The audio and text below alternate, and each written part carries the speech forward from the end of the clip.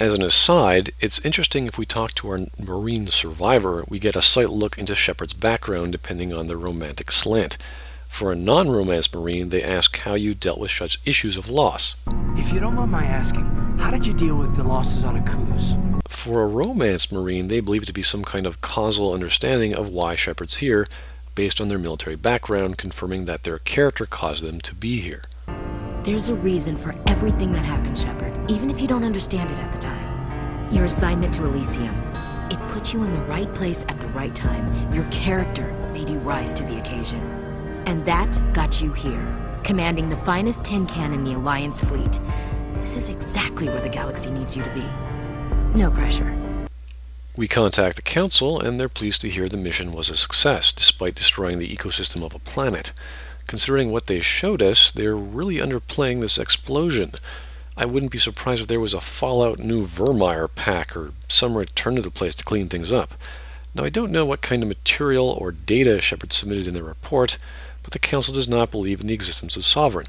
Granted, we didn't exactly get to see Sovereign, but Joker detected it, which means we have some kind of scanner data or something from the Normandy on Sovereign.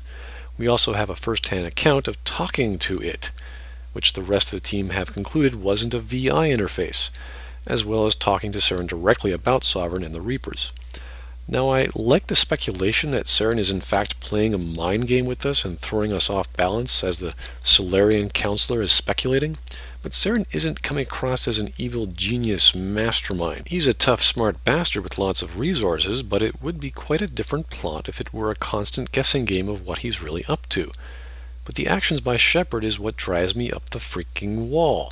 One response is, "You need proof," and choosing that, Shepard replies with, "Sooner or later, you're gonna have to take something I say on faith, Counselor." No, he doesn't. The Council needs proof. We have loads of proof. Just what exactly did you submit in the report, Shepard? Let's look at the evidence. Shepard has 2 Prothean visions and the cipher burnt into their brain, all telling us of the destruction of the Protheans by the Reapers. Saren admits the Reapers are real and is trying to save the galaxy by aiding Sovereign. Sovereign admits it is a Reaper and then some, and magically blows up a window. Our team does not believe this is to be a simple VI program, and its visage hovers above an intact working Prothean beacon. This ship is the same ship Saren is using, which has indoctrination abilities, which Saren and Ranathanoptis have been researching all this time, whom multiple people have been suffering from. Now, all of this is word of mouth or written down in a report, until we realize these 4 things. Shepard's visions aren't dreams. We can share them with Asari like Liara, like the Asari counselor. I can bet that having her see such vivid, frightening dreams would change her mind. Shepard is not a traumatized dock worker. They have no reason to lie. Mind you, their brain is a bit fried, and because of that they're a bit biased, but when their shell-shocked trauma regards seeing the fate of and mentally becoming a Prothean, that's physical evidence. Shepard's not just making something up. Confirmed with Liara's testimony of what the vision actually is, this is not only testable, it's reproducible. Can someone get a few tests of Shepard's brain at this point? Who knows what else they know? If we save Ashley, we can have this conversation with her. They're right, you know. We don't have much proof. My visions and the word of a rebellious specter. We've got our suit recordings. That's something. Damn it, Shepard, you're a moron! This means everything we've heard, and possibly also seen, has been recorded. And you didn't submit it in your reports to the Council? If the Council can believe an MP3 file is enough to convict their most trusted specter of being a traitor, then every MP3 recording of Saren, Benezia, Sovereign, Shala, Ranathanoptis, the Rachni Queen, the Thorian, the existence of the Reapers and their cycle of destruction, indoctrination in the lab on Vermeer, the creation of the Citadel and the relays, and the flight to find the conduit would be one hell of a conspiracy to cover up across several planets and species to chalk up as Saren being a master manipulator. Mind you, because Sovereign does have mind-controlling abilities, this would seem possible, but still incredibly unlikely that all parties involved have been false or were indoctrinated to lie despite the life-and-death situations these people were involved in. If this were true, then 3 main questions become: how the heck did Saren gain mind-controlling powers? Why would he suck at doing things this way if he really did have a means to control people's minds? What the hell is he trying to accomplish? Unless he's crazy, none of this behavior adds up. And finally, the Normandy has multiple recordings of Sovereign being unlike any other ship in the galaxy, like it being able to conduct maneuvers no other can, including Geth ships. If they're so amazed as to the importance of a Prothean beacon, how are they not flipping out over a massive working spaceship no one has ever heard of before? So at this point, I can totally understand the Council's opinion of the Reapers and Shepard's mission. Since Shepard only showed word-of-mouth testimonies by Saren, this makes Shepard kind of a goof. Of course, so is everyone else on the ship, since they all have multiple copies of all their expeditions recorded in their hardsuits, unless during all that confusing inventory menu they forgot what hardsuit had what recordings and they accidentally reduced it to Omnigel and sold it and crap. Even Liara's a bit guilty, since she didn't even mention to Shepard that they should bond with the Asari Counselor to show them the Reapers exist, or allude to an excuse, or at least lampshade the fact it's so bloody obvious. I forwarded the mission update to the Citadel, Commander. Wait, what mission update? Didn't we just come from Vermeer? Didn't we just submit a report? What just happened between our previous report and a conversation with them in the past 5 minutes? We got confirmation on those reinforcements.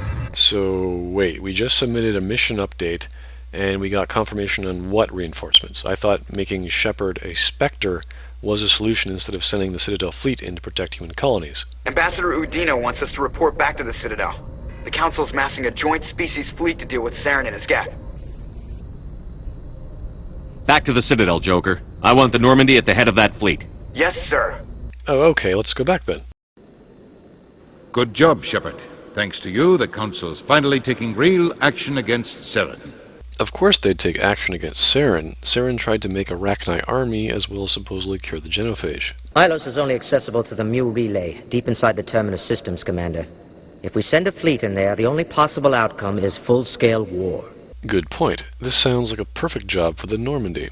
Saren's goal is to get to Ilos, and it's been our job to stop him and his goals. One ship going into the Terminus systems won't start a war. I can be discreet. You detonated a nuclear device on Vermeer. I wouldn't call that discreet.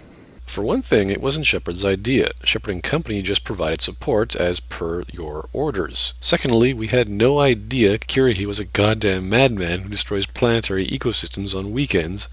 And thirdly, the whole operation was a success because Shepard was discreet, hence the name Shadow Team. Shepard has a stealth ship. This is what we've been doing all the game. Your style served you well in the Traverse, Commander. We recognize that. But Ilos requires a deft touch. We have the situation under control. By deft touch, you mean you're doing absolutely nothing about Ilos? Look, lady, do you see any other stealth ships around? Our goal is to stop Saren. Well, that's what we were going to be doing. We came back here because we thought we'd get reinforcements to help stop Saren, not sit around waiting for Saren. There are serious political implications here, Shepard. Humanity's made great gains thanks to you, but now you're becoming more trouble than you're worth. What trouble? Shepard's been going around saving lives, stopping Saren's plans of bringing back the Rachni and the Krogan all this time. How is that causing trouble? Now we just want to leave and stop Saren again, so what's different? Exactly what's the problem?